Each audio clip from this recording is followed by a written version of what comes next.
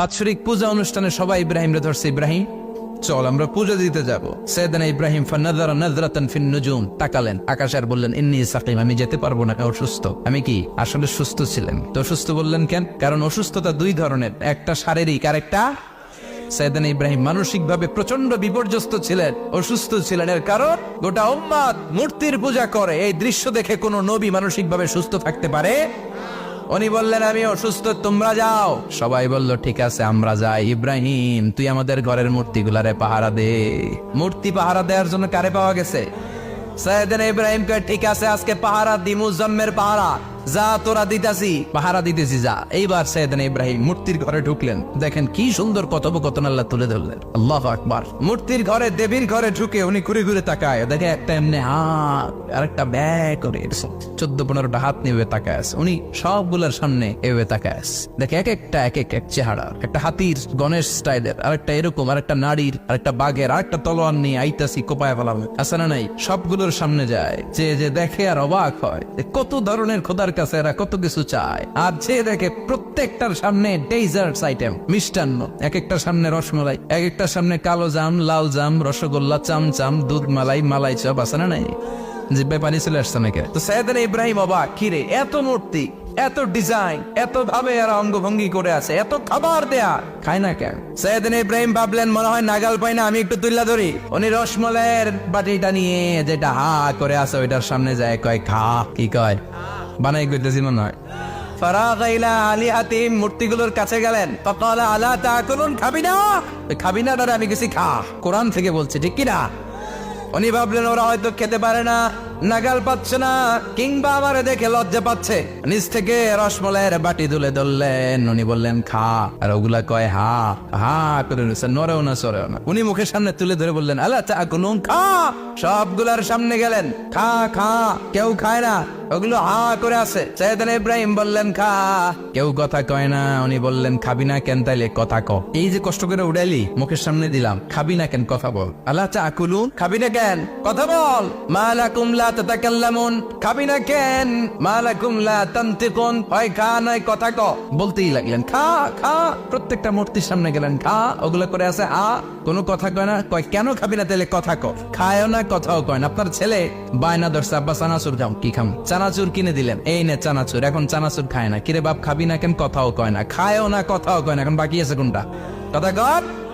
ফারাগা আলাইহিম দারবাম বিল ইয়ামিন, ডান হাতে কুপানো শুরু করলেন। ইচ্ছে মতো খুশি কিল মারতে মারতে মূর্তিগুলার সাইজ। ফারাগা আলাইহিম দারবাম বিল ইয়ামিন, এক একটা নবীর হাতে জান্নাতি শক্তি দিয়েছে কে? খা নাইলে কথা ক।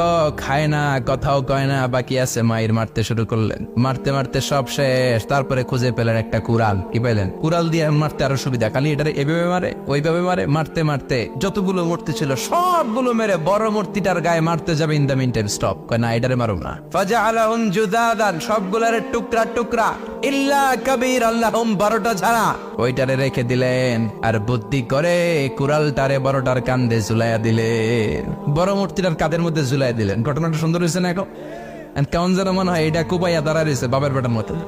বড় পূজা শেষ, পূজার দিনক্ষণ শেষ। বিকেল বেলা পূজা মণ্ডপ থেকে সব এসে দেখে সর্বনাশ।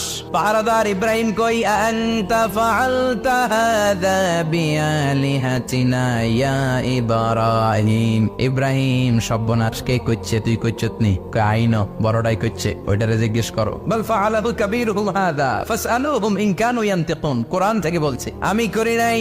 ওই দেখ কুড়ালটা কার কান্দে, বড়টার কান্দে, ওইটারে জিগা। সবাই কই খাইছে। সবাই বলে ইব্রাহিম তুমি কি জানো না এগুলো কথা বলে না? সাইয়েদনা ইব্রাহিম বলে যে এটা কথা কয় না, ওইটার পূজা করস কেন? যেটা কথা বলে না, যেটা নিজেরাই নিজেদেরকে মায়ের থেকে বাঁচাতে পারে না, নিজেরাই নিজেদেরকে রক্ষা করতে পারে না, তোরে কিভাবে রক্ষা করবে? এগুলোর পূজা কেন করিস? ফাবুহিতাল্লাযী কাফার, কারো কোনো জবাব নাই, লাজবাব। সবাইকে ইব্রাহিম তুই বড্ড বেড়ে গিয়েছিস, তোরে নমরুদের কাছে নেওয়া হবে, রশি দিয়ে পেঁচিয়ে নমরুদের কাছে নেওয়া হলো। নমরুদের নাম শুনছেন? শোনেন নাই বোধহয়, শোনেন নাই? পৃথিবীতে 4 জন বাদশা ছিল, যারা গোটা বিশ্বের বাদশা। গোটা বিশ্বের 2 জন কাফের, 2 জন মুমিন। মুসলমানের একজন হচ্ছে জুলকারনাইন, আরেকজন হচ্ছে সাইয়েদনা সুলাইমান। কাফেরের একজন হচ্ছে বাখতানাসার, আরেকজন হচ্ছে নমরুদ। এই নমরুদের কাছে নিয়ে যাওয়া হলো রশি দিয়ে বেঁধে। এবার নমরুদের সাথে কি ডায়ালগ মারছে এটা তো আর কোরআনে নাই, কথা কও। এটাও আছে। নমরুদ বলে, ইব্রাহিম শুনলাম তুমি নাকি আমাদের খোদাগুলারে মারছো, তুমি নাকি কোন আল্লাহর ইবাদত করো, তুমি নাকি কোন নতুন রবের তথ্য নিয়ে আমাদের বাবেল নগরীতে আগমন করেছো।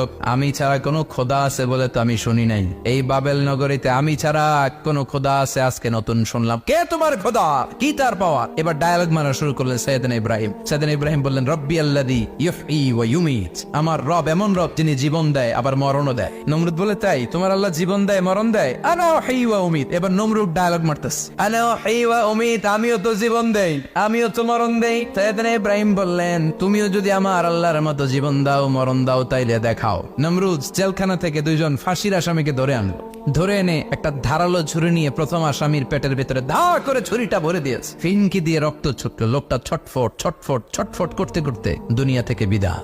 এবার পেট থেকে ছুরিটা বের করে দ্বিতীয় আসামির পেটের মধ্যে ঢুকাতে যাবে, ধা করে। In the meantime stop, ঢুকায় নাই। পেটে ঢুকাইতে যে ঢুকায় নাই। কয়, ইব্রাহিম এই যে দেখো, তোমার সামনে প্রথম লোকটারে আমি মৃত্যু দিলাম, প্রথমটারে দিলাম মরণ, পরেরটারে দিলাম জীবন। তোমার রব যেরকম করে জীবন দেয় আর মৃত্যু দেয়, আমিও জীবন দেই আমিও মৃত্যু দেই। চিল্লায় পড়েন নাউযুবিল্লাহ। সাইয়েদনা ইব্রাহিম বিপদে পড়ে গেলেন। তাই তো, আসলেই তো প্রথম লোকটারে মৃত্যু দিল, দেয় নাই? কথা কর, ছুরি মেরে রক্ত বের করে ওর মৃত্যু দেয় নাই? পরের লোকটারও একই ভাবে মৃত্যু দিতে যে সেখান থেকে বাঁচিয়ে জীবন দিল। বেজাল আছে না নাই? এবার সাইয়েদনা ইব্রাহিম বলে,